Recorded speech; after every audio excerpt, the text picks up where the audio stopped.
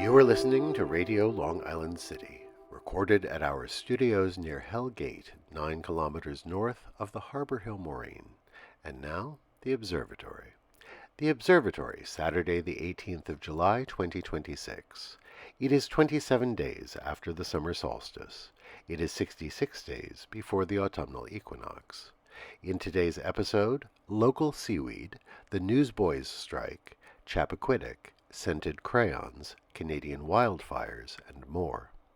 Today's forecast: showers and possibly a thunderstorm. Areas of wildfire smoke will continue to be in the area. High near 82 degrees Fahrenheit, 37.8 Celsius. South wind 6 to 11 miles per hour, with gusts as high as 23 miles per hour. The sun rises today at 5:40 a.m.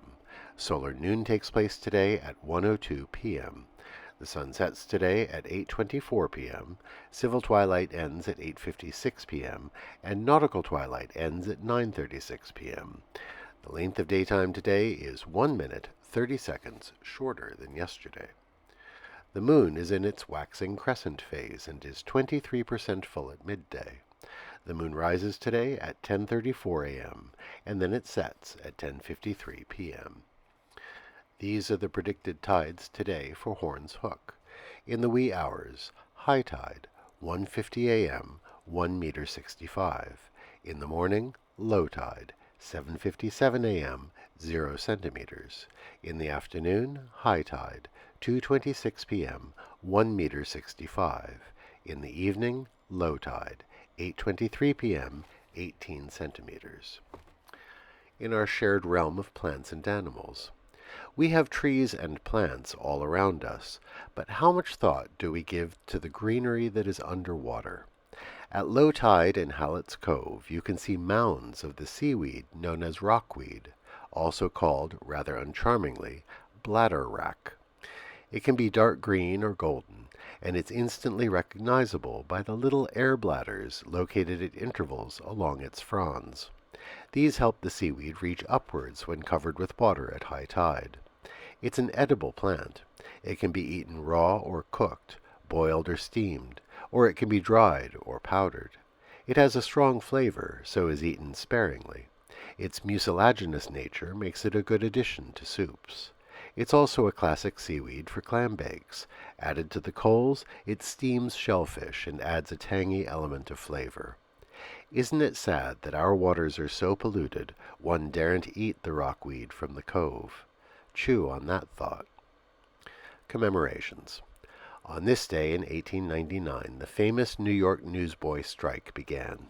At the time, working-class boys could find work hawking the afternoon editions of the daily papers in the streets. They had to buy stacks of newspapers wholesale, entirely taking on the risk of selling out the supply that they had bought. The strike began in Long Island City, when some newsboys discovered they were being shorted when buying the bundles of papers. To make things worse, the big dailies had raised the wholesale price, cutting into their profits. The strike spread quickly through the city, and copycat strikes began in other towns around the country. Eventually, a meeting was called at Irving Hall on 14th Street, and leaders emerged with colorful nicknames like Kid Blink, Racetrack Higgins, and Major Butts. The strike lasted until August 1st.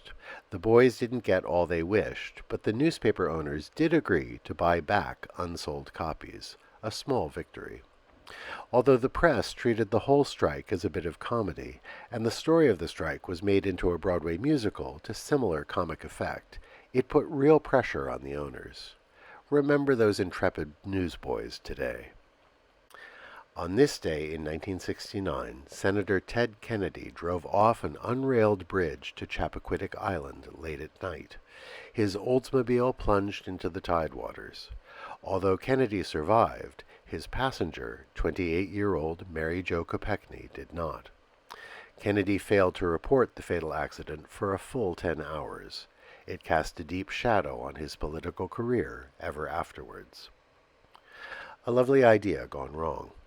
On this day in 1994, Crayola introduced scented crayons. Each box contained 16 crayons, and the scents were based on foods. Unfortunately, the delectable crayons smelled so good, young children found them irresistible and would try to eat them. Crayola was forced to withdraw them from the market and replace them with non-food scents. As we are currently experiencing smoke pollution from Canadian wildfires, it's telling to recall that on this day in 2023, just 3 years ago, British Columbia set a record for its wildfire season.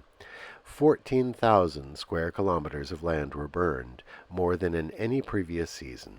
Smoke blanketed Canada, the Midwest, and the East Coast.